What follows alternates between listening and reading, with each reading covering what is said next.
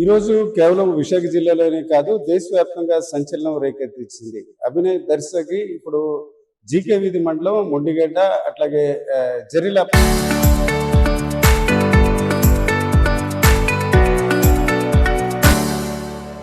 ప్రాంతంలో నిన్న అనూహ్యంగా దాడి జరిగింది. ప్రస్తుతానికి అతను ప్రాణాపాయ పరిస్థితి నుంచి కోలుకుంటున్నారు. ఇది ఒక రకంగా మంచి పరిణామంగానే మనం భావించవచ్చు. దర్శి ఉన్నారు, ఆర్టీవీతో మాట్లాడే ప్రయత్నం చేస్తున్నారు. అభినయ్ గారు, అదే ఒక రకంగా దేవుడి దయ కావచ్చు, మీ కుటుంబం దయ వల్ల ప్రాణాపాయ పరిస్థితి నుంచి మీరు బయటపడ్డారు. ఎట్లా జరిగింది ప్రస్తుతానికి మీ ఆరోగ్య పరిస్థితి ఎట్లా ఉంది? ప్రస్తుతానికి బాగానే ఉందండి. 2D ఒకటి జరగాలి అంటే లాస్ట్ 3 years బ్యాక్ నాకు హార్ట్ ప్రాబ్లం వచ్చి 2 స్టంట్స్ పడ్డాయి. సో గుండెల మీద చెస్ట్ మీద వాళ్ళు తన్నారు. అది ఎక్కువ చెస్ట్ పెయిన్ వస్తుంది, దానివల్ల 2D ఎక్కువ తీసుకోమని చెప్పారు. దానికోసం వెయిట్ చేస్తాను. అంటే ఇప్పుడున్న పరిస్థితిలో నేను ఎక్కువ మాట్లాడించడం కూడా కొంత ఆరోగ్యపరంగా మీకు ఇబ్బంది ఉంది. నిన్న ఎట్లా సార్ దాడి జరిగింది? అంటే ఆ సమయంలో మీరు ఏం చేస్తారు? నేను కార్ డ్రైవ్ చేస్తున్నానండి, నాతో పాటు 2 ఉన్నారు, మొత్తం 3. సో మేమున్న నీరుతోటిపాలెం నుంచి స్టార్ట్ అయ్యాము చింతపల్లికి. స్టార్ట్ అయిన ఒక 1 kilometer వెళ్ళాము అంతే. అక్కడ సడన్గా వాళ్ళు బైక్స్ ముందు ఆపేసి గుడ్లు విసిరారు.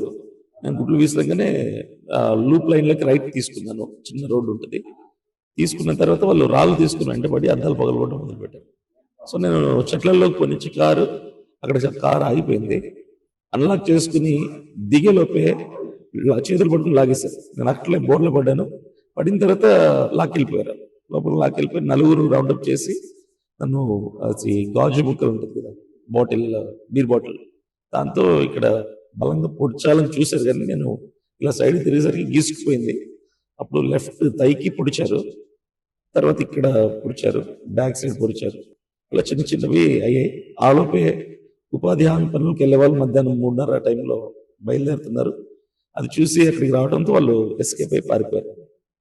మీరు కూడా వీడియోలో చూసారు కదా, వాళ్ళు గ్లౌజులు వేసుకోవడం, కాళ్ళకి కొన్ని గ్లౌజులు, అంటే ఇవన్నీ ఒక ప్రీ ప్లాన్డ్ వ్యవహారంగా అనిపిస్తుంది. పక్కాగా ప్రీ ప్లాన్డ్ అనిపిస్తుంది ఖచ్చితంగా. ఎందుకంటే నాకు లాస్ట్ 1 week క్రితం కూడా కంటిన్యూస్ గా థ్రెటనింగ్ కాల్స్ వస్తున్నాయి. అది కూడా ఒకటే నంబర్ నుంచి. అది మా పాడేరు వదిలిపెట్టి వెళ్ళిపోమని చెప్పి, నీరుతోటపాలెం విడిచి వెళ్ళిపోమని, సమస్య మాట్లాడడానికి నువ్వు కడపవాడికి నీకేం పని అని చెప్పి వస్తున్నాయి. సో ఆ రిలేటెడే ఈ దాడి అనుకుంటున్నానండి నేనైతే. ఏ అంశాలు ఎక్కువగా మీ దృష్టికి వచ్చాయంటే, ఇప్పుడు ఒకే నంబర్ నుంచి మీ ప్రాంతం అంటే అల్లూరు జిల్లా విడిచిపెట్టండి అని అంటున్నారని మీరు చెప్తున్నారు. అంటే ఏ కారణంగా ఇట్లాగా బెదిరించే అవకాశం ఉంది? అంటే అక్కడ ఉన్న స్థానిక సమస్యలు అయితే మంచినీరు, రోడ్లు అట్లాంటి అంశం మీద పోరాటం చేస్తే ఎవరు అభ్యంతరం తెలిపే అవకాశాలు ఉండవు. ఎందుకు ఇట్లా జరిగింది అని?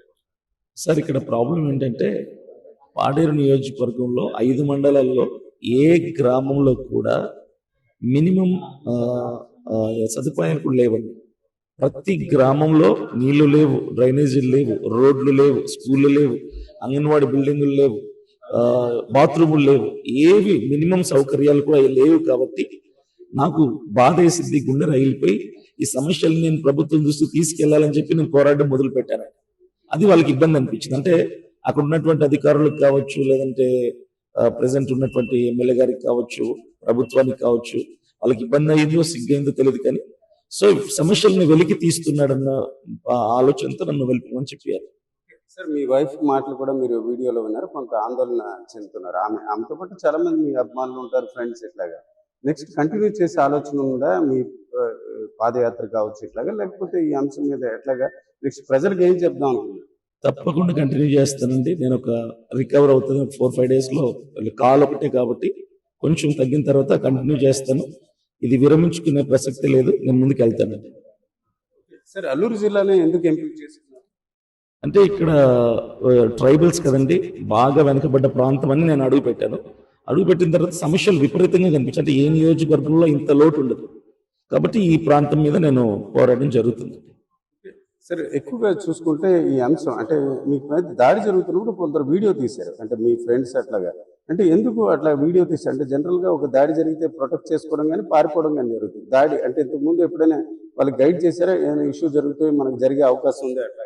యాక్చువల్లీ నా మీద గతంలో కూడా ఒకసారి ఇట్లాంటి ఇష్యూలో జరిగిందండి, చిన్నది.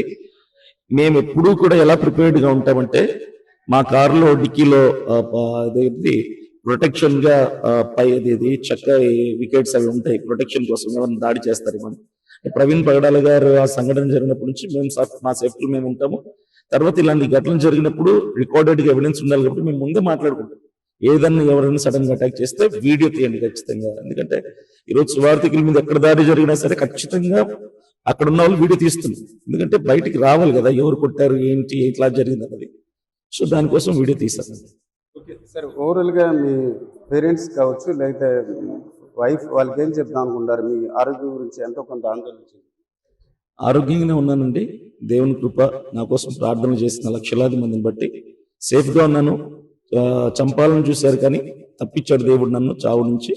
సో నా ఆలోచనలో, నా ప్రయత్నంలో, నా పాదయాత్రలో ప్రజల సమస్యలు తెలుసుకోవటంలో యథావిధిగా ముందుకెళ్లే ఆలోచనలో ఉన్నానండి.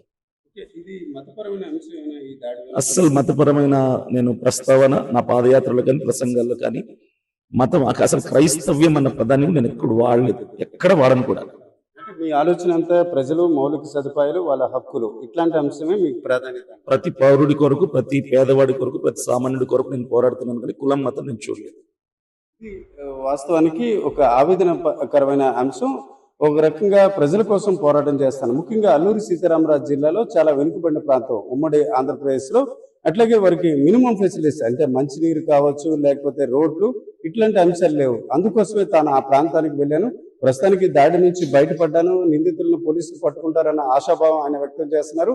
అదే సమయంలో మరోవైపు చూసుకుంటే కాస్త కోలుకున్న తర్వాత యథావిధిగా తన పాదయాత్ర కొనసాగించి ఏ లక్ష్యంతో పార్టీ పెట్టానో అదే లక్ష్యంతో కొనసాగుతానని, అలాగే కుటుంబ సభ్యులు దీని గురించి ఆందోళన చెందాల్సిన అవసరం లేదు, లేకపోతే ఇది మతపరమైన అంశం కాదని కూడా ఆయన చెప్తున్న వాతావరణం మనకు కనిపిస్తుంది. కెమెరా పర్సన్ తిరుపతితో రామచంద్రరావు, RTV, విశాఖపట్నం. నేను అభినయదర్శన్ వైఫ్ని, కడపలో ఉంటాను. గత 3-4 రోజులుగా నా భర్తకి బెదిరింపు కాల్స్ వస్తున్నాయని ఆయన కాల్ చేసి చెప్తున్నారు.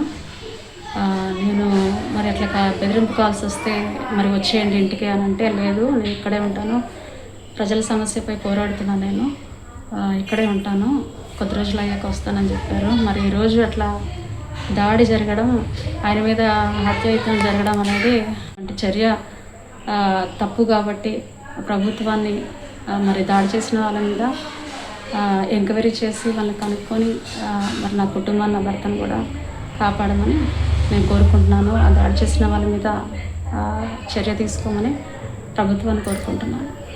ఎప్పటి నుంచి మీకు థ్రెటనింగ్ కాల్స్ వస్తున్నాయి?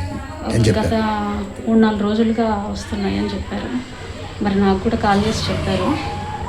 నేను చెప్పిన ప్రతిసారి మరి అక్కడ ఎందుకుంటారో వచ్చేయండి అని చెప్పినా కూడా ఆయన లేదు, నేను ఇక్కడే ఉంటాను, ప్రజల సమస్యపై పోరాడతాను, ఇక్కడ చాలా సమస్యలు ఉన్నాయి ప్రజలకి అని చెప్పారు.